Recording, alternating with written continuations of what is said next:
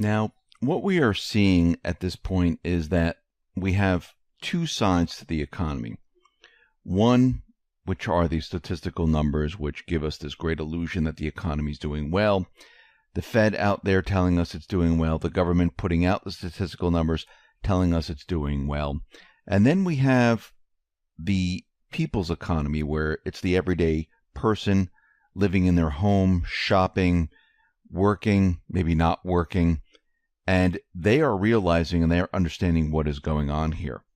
And we've been talking about the housing market. Remember, the middle class, the housing market is very important to the middle class because this is really their store of wealth. And when house prices go up, they feel very comfortable. When house prices come down, they feel like things are not going their way. And a lot of individuals take home equity line of credits out from their houses to maybe purchase or send their children to college or do other things. And if your house is not appreciating, you just can't do these things. And you might even have to do it to repair a roof or something like that. We are starting to see now that the housing market, the prices are coming down, and the sales of pending, existing, and new home sales, they are declining. Now, yesterday we talked about existing home sales. They've declined, and the outlook does not look good.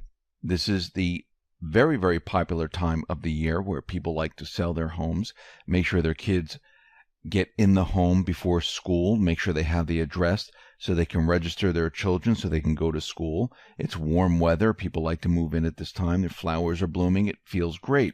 But we are not seeing the housing market do what it's supposed to do during the summer months. And we saw this during last summer and the summer before this. And when we look at it, it's getting worse and worse as time goes on.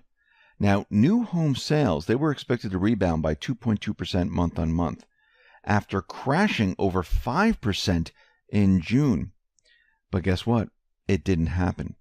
The sales tumbled to 1.7% month on month after an upward revision. So it's even worse than we even think it is.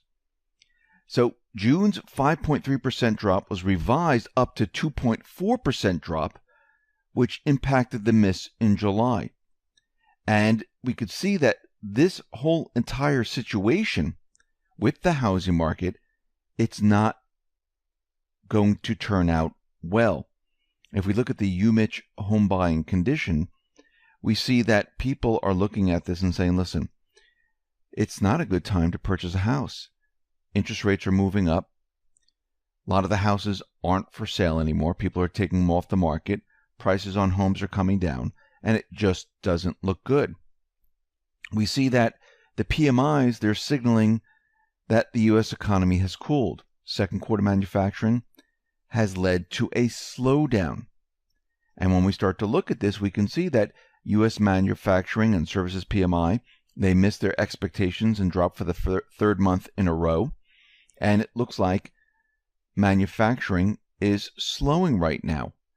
I know the plan is to bring manufacturing back to the United States. It's a great plan. But you need to remember that the central bankers, the deep state, they've had many years, I mean everything since 1913, to move everything out of this country. And once 1970 came, they had the ability to push their agenda to the extreme, where they were able to move manufacturing corporations and many other things out of this country. So they had many years to do this, and to bring it all back within a year, 2 years, 3 years is completely impossible. First of all, we don't have the infrastructure. Second of all, we don't have the manufacturing plants ready to go. Also, we don't have the individuals to work in these areas because most of the people that have been laid off, they have been working in manufacturing for quite a while. Remember, we lost about 2.3 million jobs or so in manufacturing. So to bring it all back in a year or two is quite impossible. But I understand the long-term plan where we're going to bring back manufacturing for the future. Yes, that does make sense. How do we get to the future? Well, you need to bring the current system down and restart the entire thing. And all these signs that we're looking at, home sales, new home sales, retail, and things like that, These are all indicators, which is the, everyday person on the street, where they're realizing that, listen, I don't have enough money to go out and purchase in retail, online or brick and mortar. I don't have enough saved up. I don't have a good enough job to purchase a house, especially if interest rates move up. Remember, they created this housing boom with very, very low interest rates. And they started the, 0% down, 3% down, just to try to get people in. Same thing with the automobiles. They went all the way down past subprime to anyone with a heartbeat, just to bring people in to sell the automobiles. That's all coming to an end, running out of people. Maybe that's why they wanted to bring all these illegals into the country, because you have fresh new people to take out loans. And that's what the central bank likes. That's part of their agenda. We see right now that loan demand has suddenly tumbled. And what is happening here is, as interest rates move up, companies, it looks like they are reaching a point where they can't take out any more money. Now, what is causing the unexpected slump? Well, according to Bank of America, it appears that despite such favorable survey results, commercial banks are having an unusually slow summer in terms of lending activity to companies. This is troubling and probably indicates that companies this year are finally responding to the increase in the relative cost of debt by using less of it. And if rates continue to rise, as they most likely will, absent an unexpected dovish turn by the Fed in the coming months, it would indicate that for the majority of the U.S. corporations, the clearing level of rates has finally been hit. And what we're seeing is that loan demand expectations, well, they're going to accelerate to the downside, hitting not only bank interest income, but also the broader economy as the average U.S. company hits a growth plateau. And this is going to have an effect on corporate earnings growth, the broader economy, and everything else. Now, one thing we need to understand, everything that we've been looking at, these are just all different indicators, and we've been looking at all these indicators for a very long time. And we've been showing that the economy was built up on an illusion. The numbers were manipulated. The economy has been slowly deteriorating. They continually try to pump it up, but the people's economy is deteriorating very, very quickly. And you can see it in many different areas, especially in retail, now in real estate, in manufacturing, and many other areas that we've been looking at. And the reason is that this economy was never meant to go this far. The central banking system was not designed to go this far, because they know there's a certain point in time where there's just way too much debt. They can't do anything with it, and they have to restart it one way or another. And this is why we see this battle between the patriots and the central bank. We need to keep one thing in mind. People are looking at what is going on with Trump, looking at Q, looking at exposing everything, and that's coming up very, very soon. And once this does happen, the economy is going to hit. I see today Trump is out there and he's saying, listen, if I'm impeached, the stock market's going to come down. Let me ask you this. If all this information comes out that the mainstream media has been lying, that Clinton, Comey, and the rest, they are treasonous, and we have documentation to back all this up, and they declassify the IG report. We know from Q that people are going to reject this. People are going to be very angry. What do you think is going to happen to the economy? What do you think is going to happen to this country? It's all going to fall apart. And it's going to come down pretty darn rapidly, because people are going to be angry, pissed off. And once this information comes out, people are going to look into other information, like maybe the central bank, the Fed. What are they up to? What's going on with all of this? And this is going to bring down the entire system.